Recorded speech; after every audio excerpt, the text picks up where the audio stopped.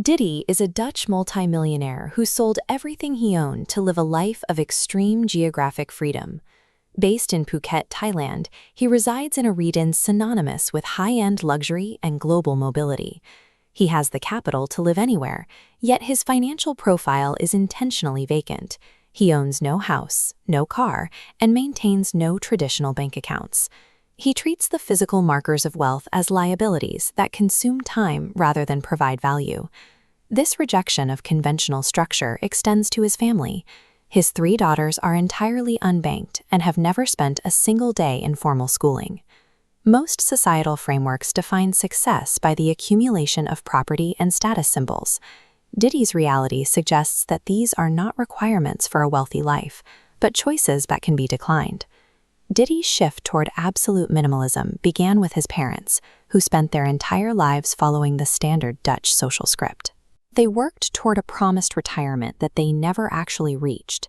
His mother died at 48 and his father followed at 61, leaving behind decades of labor for a future that vanished.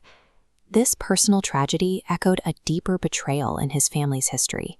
In the 1950s, his Moluccan grandfather was forcibly relocated to the Netherlands by a government that promised a return to his homeland, a promise that was never kept. These events demonstrated that state-sponsored security is often a mathematical and political illusion.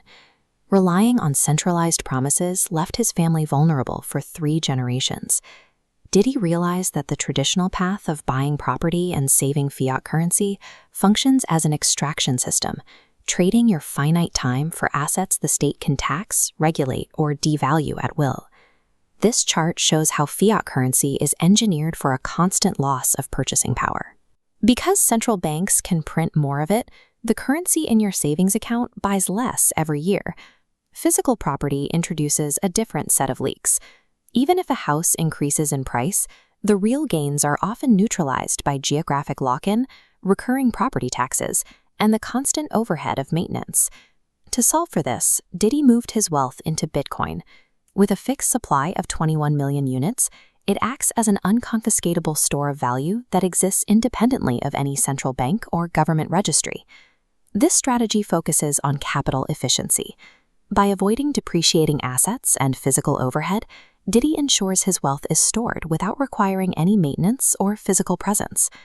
Tech billionaires like Pavel Durov follow a similar logic, refusing to own real estate or private jets to maintain the ability to move their entire operations at a moment's notice.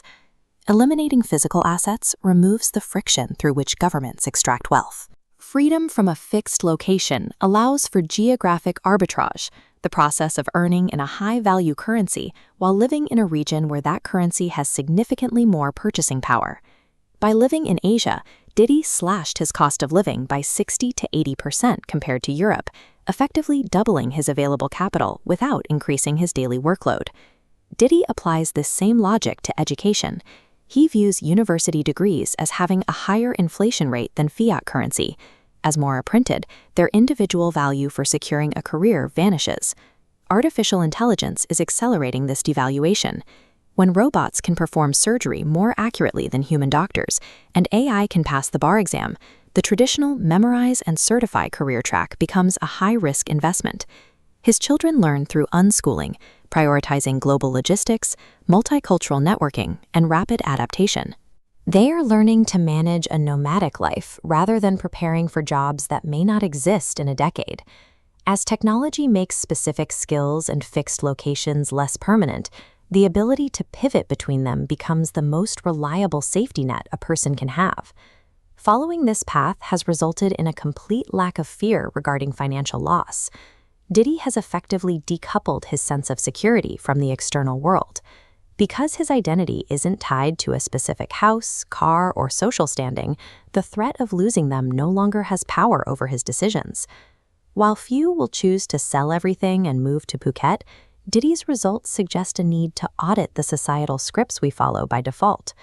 Questioning the mortgage and pension model reveals how much time we trade for assets that actually restrict our movement and drain our purchasing power. True wealth is the ownership of your time. In an era of rapid change, the most valuable asset is the ability to walk away from everything and still be secure.